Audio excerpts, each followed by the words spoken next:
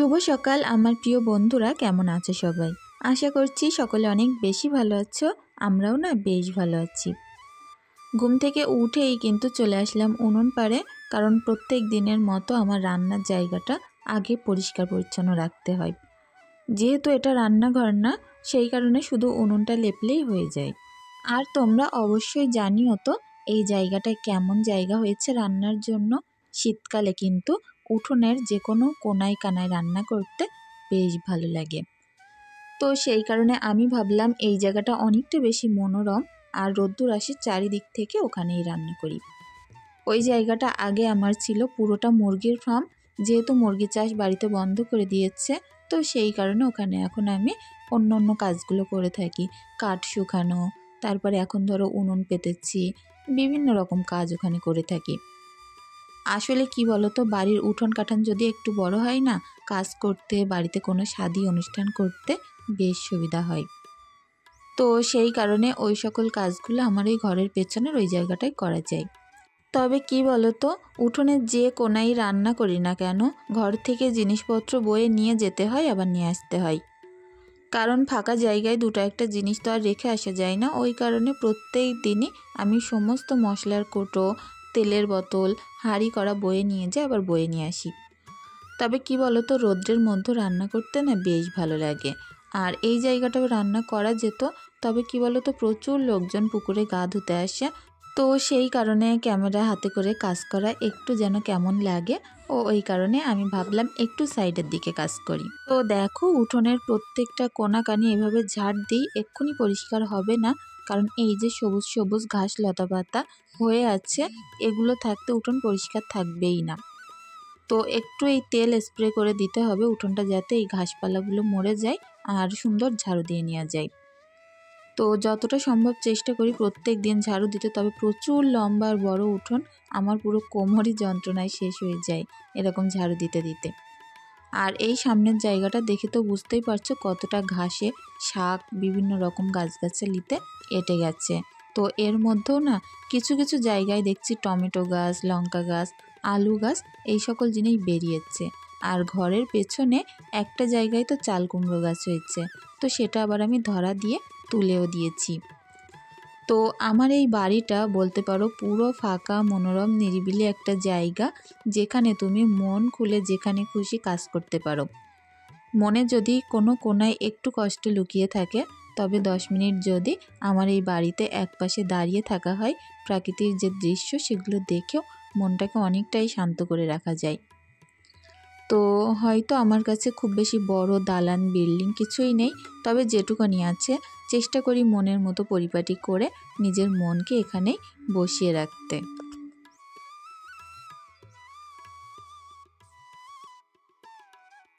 তো এখানে দেখছি একটা টমেটো গাছ হয়েছে। এই যে এই গাছটাকে একটুখানি আমি এরকম ধরা দিয়ে দিচ্ছি, যাতে করে কেউ পা দিয়ে না দেয়। এরকম একটু কিছু কাঠ দিয়ে রাখলে বুঝতে পারবে এখানে গাছ পোতা আছে। যেহেতু প্রত্যেক দিন বাড়িতে অনেক মানুষজন আসে, কেউ তো আর বুঝতে পারবে না গাছ আছে, পা দিয়ে দিলে গাছটা মারা যাবে। ওই কারণে আমার না গাছের প্রতি একটা আলাদা রকম অনুভূতি, সেটা সবজি গাছ হোক, ফল গাছ হোক, ফুল গাছ। বিশেষ করে ফুল গাছগুলোর উপরে বেশি আকৃষ্ট হই আমি। তো যেখানেই যাই চেষ্টা করি ফুল গাছ দেখলে কিনে আনার জন্য। এই শীতে জানো তো একটা দুঃখের বিষয় কি, এখনও পর্যন্ত আমি একটা ফুল গাছ কিনে ঘরে লাগাতে পারিনি। ঠিকমতো বাজারে যেতে পারছি না, আর বাজারে গেলেও না সেরকম সময় সুযোগ কিছুই হয়ে উঠছে না। তো ভাবছি একটা দিন একটু সময় করে যাব, কিছুটা সুন্দর সুন্দর ফুল গাছের চারা কিনে আনবো। আর এই দুটো প্যান কালকে সিমরানের জন্য সন্ধ্যেবেলা কেনা হয়েছে, তো এগুলো তুলে এখন জায়গা মতো রেখে দিচ্ছি। ও যেন স্নান করার পরে আর খুঁজতে না হয়, জায়গা মতো রেখে দিলে ওখান থেকে বের করে নিয়ে পড়বে। তো দেখো, ঘরটা খুব সুন্দরভাবে এখন ক্লিন করে ঝাড় দিয়ে নেব। আর এই শীতের সময় আমার ঘরে যেদিকেই দেখবে শুধু জামা কাপড় ভাঁজ করা। জামা কাপড় রাখার মতো আলাদা একটা কিছু না কিনলে না আর হচ্ছে না, অনেক অসুবিধা করে জামা কাপড়গুলো রাখতে হচ্ছে।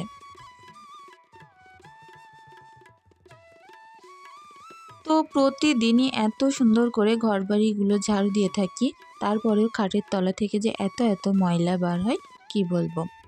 ও ঘরটা পরিষ্কার করে নিয়েছি, আর এ ঘরটা বাকি ছিল, বাচ্চারা শুয়েছিল, তো ঘরটা একটু দেরি হলো। তো এখন এই যে বারান্দাটা বেশ সুন্দর করে ক্লিন করে নেব। আর হয়তো ক্যামেরায় বোঝা যাচ্ছে না, তবে বেশ ধুলো বার হচ্ছে জানো তো। যেখানেই ঝাড়ু দিচ্ছি দেখছি অনেকটা করেই ধুলো বার হচ্ছে। এই শীতের সময় যেহেতু চারিদিক থেকে শুকনো থাকে, ধুলোবালি উড়ে আসে আর সমস্ত ঘরবাড়ি পুরো ভর্তি হয়ে যায়।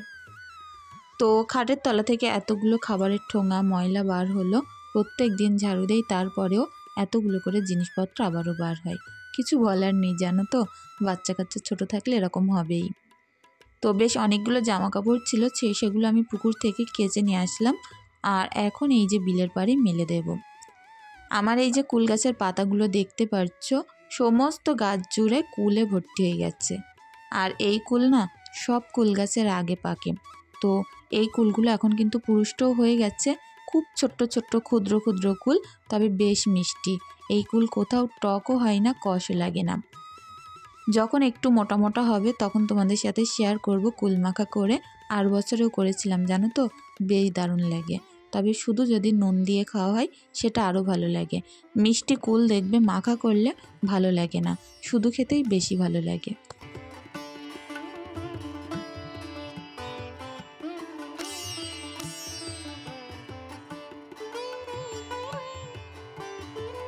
তো শীতের বেলা তার মধ্যে এরকম সুন্দর রোদ্দুরে কাজ করতে বেশ ভালো লাগে। আর চারিদিক থেকে নিস্তব্ধ সারাহীন একটা জায়গা, বেশ ভালো লাগছিল। তো এই রান্নাবান্নার কাজগুলো সারতে হবে, এটাই এখন ছিল আমার মাথায় টেনশন। তো এই যে হাঁড়ি কড়াগুলো মেজে নিচ্ছে, একেবারে সঙ্গে সঙ্গে ঘরে গিয়ে চাল মেপে ধুয়ে আগে ভাতটা বসিয়ে দিয়ে তারপরে বাসাকোটাগুলো করে ফেলবো। তা নয় এই যে বেলার সঙ্গে না পেরে উঠছি না। তার মধ্যে একটা কথা তোমাদের বলা হয়নি, কাল সারা রাত ঈশার প্রচুর জ্বর ছিল, অনেক বেশি জ্বালাতন করছিল, কান্নাকাটি করেছে। সারা রাতটা আমাকে ঘুমাতেই দেয়নি।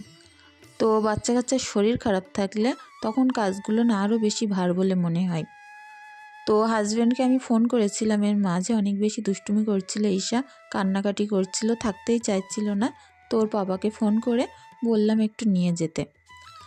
তো ওর একটা জিনিস কি জানো তো, যতই দুষ্টুমি করুক যাই করুক না কেন, ওর পাপার কাছে গিয়ে একদম সব কিছু ঠিকঠাক থাকে আর অনেক বেশি খুশি আনন্দিত থাকে। তো সেই কারণে ওর পাপা নিয়ে গেছিলো আর ফোন করে আমাকে আবার বলল যে ঈশা এখানে অনেক আনন্দ করছে, খাবার খাচ্ছে দোকানে আর বেশ শান্ত আছে। তো সেটা ভেবেও একটু ভালো লাগছিল। তো ভাবলাম যে চলো, এখন তার ঈশা বাড়িতে নেই, সিমরানও চলে গেছে। তো বাচ্চা কাচ্চা বাড়ি নেই মানে পুরো ঘরবাড়ি ফাঁকা আর কাজের প্রেশারও অনেকটাই কম। তো তাড়াহুড়ো করে আমি রান্না টান্নাগুলো করবো, করে আবার দোকানে যাব, গিয়ে সিমরান আর ঈশাকে বাড়িতে এনে তারপরে গা ধোয়াবো। তো ওই কারণে আজকে অনেকটাই তাড়াহুড়ো করে আমি রান্নাটা করব। যেহেতু ঈশার গায়ে প্রচুর জ্বর, বাড়িতে এনে আগে সকাল সকাল গাটা ধুইয়ে দিতে হবে। তো আজকে তেমন ফ্রিজে কিছুই নেই, সবজি বলতে একটু মূলো আছে, টমেটো আছে একটা দুটো, আর একটুখানি মিসলি টিসলি এরকম মিলিয়ে একটা সবজি বানাবো। আসলে দেখবে আমাদের যখন সবজি বাজার করা হয় অনেক, তো খেতে খেতে লাস্টে সব কিছু দুটো একটা করে পড়ে যায়। তো সেই মুহূর্তে গিয়ে সব সবজি মিলিয়ে একদিন কিন্তু একটা মিক্স সবজি বানানো যেতেই পারে। এতে করে কি হয় বলো তো, আমাদের যে সবজিগুলো আর ফেলে দিতে হয় না, একটা একটা থেকে যায়, সেগুলো কাজে লেগে যায়। তো সকাল সকাল দেখো ভাত বসিয়ে দিয়েছি আর রোদ্দুর চলে এসেছে, গায়ের উপরে বেশ সুন্দর মিঠা মিঠা রোদ্দুর পড়ছে। আর এই উনুনে ভাত বসানোর সাথে সাথে না খুব তাড়াতাড়ি হয়ে যাচ্ছে। এমনিতেও আমাদের চাল কম লাগে, আর তারপরে চারিদিক থেকে আগুন লাগছে হাঁড়ির গায়ে, হাঁড়িটা একেবারে খুব সুন্দর ভাত ফুটে উঠছে। তো ওদিকে আমি ভাতটা বসিয়ে দিয়েছি, এদিকে ভাবলাম চলো বাটনাটাও সেরে ফেলি, কারণ বাটনা না করা থাকলে রান্না করতে অনেক অসুবিধা হয়। তো চলো বন্ধুরা, কাজগুলো করতে করতে আমার আজকের কিছু বন্ধুদের কমেন্টগুলো পড়ে নেওয়া যাক। Ruma blog, Suraiya Niaz family blog, Sumi DLS, Abid, MJ Adhikari family. আমার আরেকটা ছোট্ট বন্ধু কমেন্ট করেছো যে আন্টি আমার নামটা নিও। তো আমার সেই ছোট্ট বন্ধুটার নাম হলো আশিকা। অনেক ভালো থেকো বন্ধু। Swapnoka family, Mahi, recipe by Tanzim mom, Sonali Begum. তো আমার এই সকল বন্ধুদেরকে জানাই অনেক অনেক ভালোবাসা এত সুন্দর সুন্দর কমেন্ট করার জন্য। আর যে সকল বন্ধুদের নামগুলো নিতে পারলাম না, হয়তো যদি দুটো একটা স্কিপ হয়ে যায়, প্লিজ সেটা ক্ষমা করে দিও। তো সকাল সকাল শীতের মধ্যে রান্না করতে মিক্স সবজি বেশ ভালো লাগে জানো তো। আর এই মিক্স সবজির মাছ কী হয় বলো তো, চিংড়ি মাছ। তো আমি সেরকমই নিয়েছি, বেগুন কেটেছি অর্ধেকটা লম্বা লম্বা করে, এদিকে চিংড়ি মাছ ছোট্ট ছোট্ট, আর ওদিকে নিয়েছি মূলো কুচি করে। তো সবটাই আজ না একসঙ্গে একটা মিক্স সবজি বানাবো। আসলে দেখবে শীতের সময় কিন্তু এরকম মেশালো সবজিগুলো বেশ ভালো লাগে, তো সেই কারণে আর কি। তো এদিকে দেখো চিংড়ি মাছগুলো পেঁয়াজ আর কাঁচা লঙ্কা ভাজা করে তুলে দিলাম, এগুলো একটু লাল লাল করে ভাজবো। আর যেহেতু চিংড়ি মাছগুলো সবটাই জ্যান্ত ছিল, সেই কারণে অনেক বেশি মজার লাগবে। কারণ চিংড়ি মাছ যদি অনেক সময় মারা যায় আর পুরো সাদা হয়ে যায়, সেটা খেতে খুব একটা ভালো লাগে না। আর তোমরা হয়তো দেখে বুঝতেই পারছো নতুন উনুন কত জোরে জোরে জ্বলছে। আমার রান্নাগুলো না বেশ তাড়াতাড়ি হয়ে যাচ্ছে। আমি তো প্রথমে ভাবছিলাম জলে কি তার ঠিক নেই, এখন দেখতে পাচ্ছি এত জলা জলে যে আমার রান্না করতে টাইমই লাগছে না। তো এদিকে কুচানো বেগুন আর মূলো একসঙ্গে করে দিয়ে দিলাম। চিংড়ি মাছটা তো ভাজা ভাজা হয়ে গেছিলো, সুন্দর করে সবটা নাড়িয়ে চাড়িয়ে একটু ভালোভাবে কষিয়ে এর মধ্যে কষানো পানি দেব। আর ওই কষানো পানিটা মেরে আমি কিন্তু আর এতে পানি দেব না, কারণ এই সকল সবজি দেখবে পানি কম থাকলে একটু চচ্চড়ি করলেই ভালো লাগে। তো যেহেতু ফাঁকা জায়গা, সেই কারণে আমি একটা ঢাকনিওয়ালা বালতি নিয়েছি, কারণ কোথা থেকে কি উড়ে পড়বে তার ঠিক নেই। মুখ আগলা জিনিসে কিন্তু যে কোনো জিনিস অনায়াসেই পড়লে সেই জিনিসটা রান্নার টাইমে কখন যে এর ভিতরে ঢেলে দেব ঠিক নেই, ওই কারণে ঢাকনি সমেতই সব কিছু ব্যবহার করছি।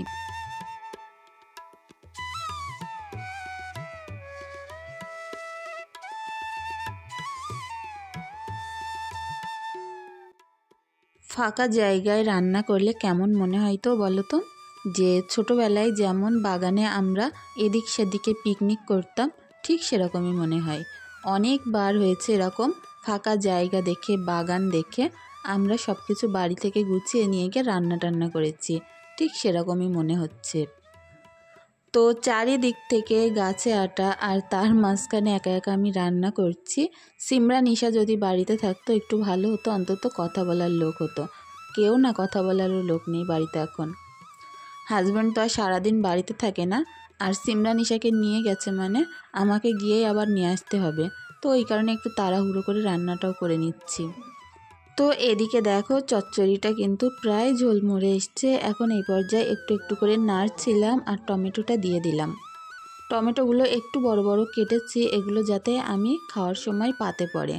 আর কি বলো তো, টমেটো হাজব্যান্ড তেমন খাই না, ওই কারণে এরকম বড় বড় দিই। রান্নার পরে তুলে আমি সিমরান আমরা নিয়ে নিই। তো চচ্চড়িটা এতটা সুন্দর হয়েছিল কি বলবো, মূলোর তরকারি বোঝাই যাচ্ছিল না, বিশেষ করে এতে নতুন আলু দেওয়া হয়েছিল, সেই কারণেই বেশি ভালো লাগছিল।